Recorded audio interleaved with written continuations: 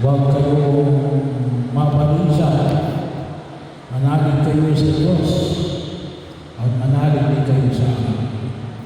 Isa po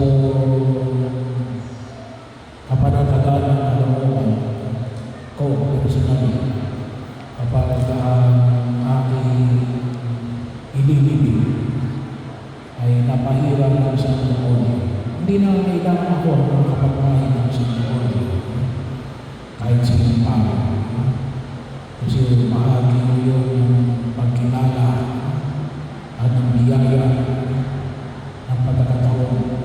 Kalimitan mo kapag nandun na tayo sa kaisipan na kaya ng makapain ng isang demonyo ay gawa na mamamatay na.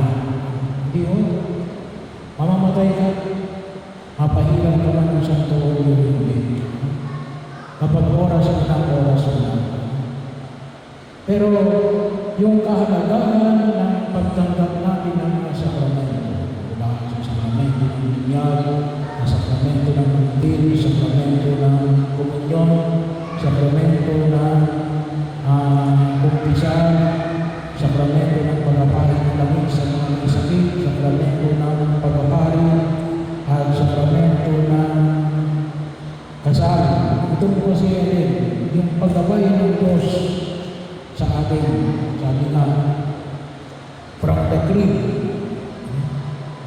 to the grave. Mula sa duyan hanggang sa libingan.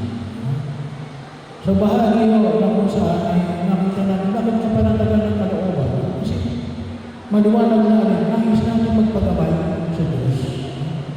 Nais natin na tayo tulungan sa pagkakaan sa daigdig nito sa pamagitan ng pagtanggap ng mga sakramento, lalo na kung sakramento na banal na komunyon every Sunday, kapag tayo nagdiriwang ng misa, at ang sakramento ng kumpisan, kung isa pinagdaanan natin tuwing panahon ng Kwaresma at panahon ng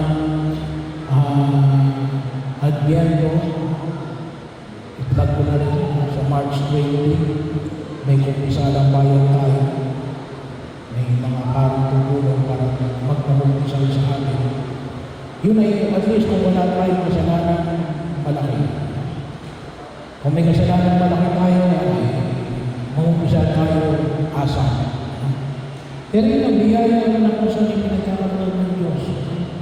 Na nawawa pa pinabangan namin ng mga biyaya ito. Kasama lang yun yung pagkapahin ng laki sa mga misay.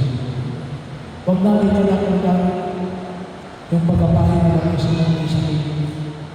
Yun po ay nagpapanatag ng kalooban sa mga misay. At nagpapanatag ng kalooban sa mga kamag-anak ng misay. Lalo-lalo na yung mga nag-aalaga sa mga misay. Kasi bakit?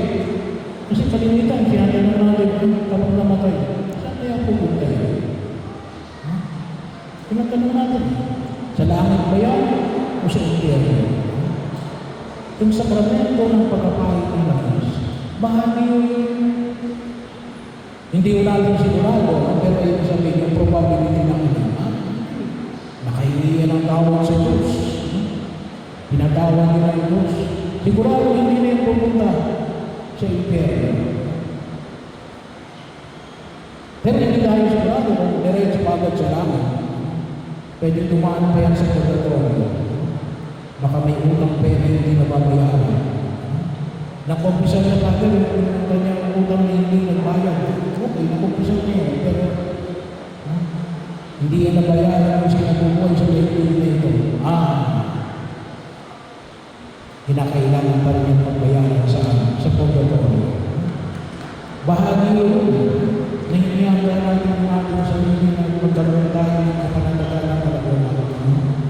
Bahagi yun, kaya po minsan ang kalimitan kapag dumating ang kamatayan, tayo ay nalulungkot at nagugulabihan. Bakit? Hindi natin alam kung anong mangyayari. Anong mangyayari kay November? O anong mangyayari sa ating iniwanan ni November? Kaya malaki po yung tulong ng pagpapahid ng langis sa mga sakit.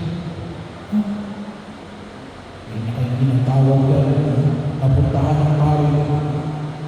Yan naman ay bahagi yung sigurado na yan. Sigurado na hindi na sa iyo yan.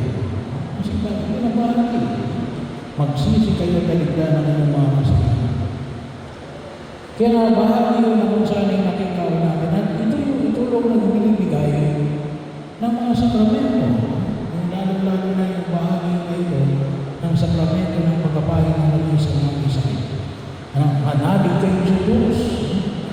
Manalig kayo sa ating. Sabagat ano sabi kay Jesus, maraming silid sa bahay ng aking Ama. Huwag kayo maniniwala lang sa sinasabi ng ibang sila lamang ang maliligtas.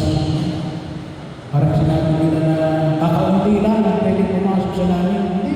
Sabi ng Jesus narinig natin yung sa Ebanghelyo ni San Juan. Maraming silid sa bahay ng aking Ama.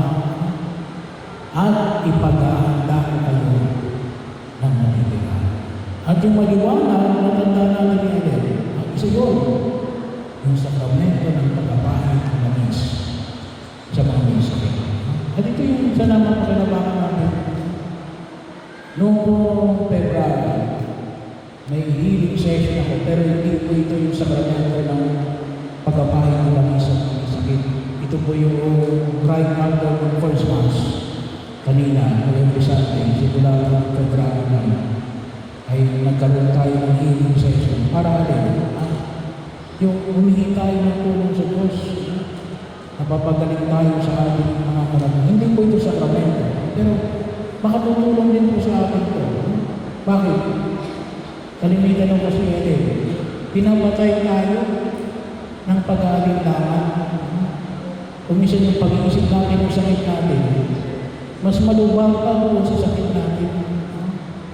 Kaya hayaan natin natin gabayan tayo ng Diyos sa bahagi ng ating pagkilos. Habang tayo naglalakbay sa daigdig na ito, hanggang makarating tayo sa kalaglagian ng Diyos sa